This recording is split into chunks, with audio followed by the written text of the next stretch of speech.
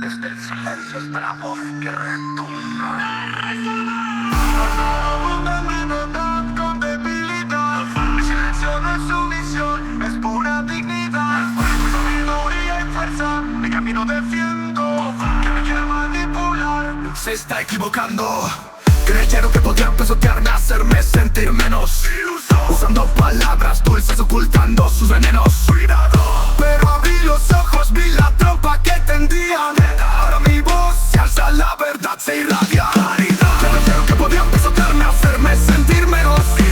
Usando palabras dulces, ocultando sus venenos. Cuidado. Pero abrí los ojos, vi la trampa que tendían. Ahora mi voz se alza, la verdad se irradia. Ya no confunden mi bondad con debilidad. Mi silencio no es sumisión, es pura dignidad. Con sabiduría y fuerza, mi camino defiendo. Quien me quiera manipular se está equivocando. Intentaron usar la fe, manipular mi espíritu. Falsedad. Citando escrituras, tergiversando su significado implícito. Pero la verdadera fe no tolera el maltrato. Oh, Señor, perdonar no es seguir en el mismo plato. Sabiduría. Así es, ya no confunden mi bondad con debilidad.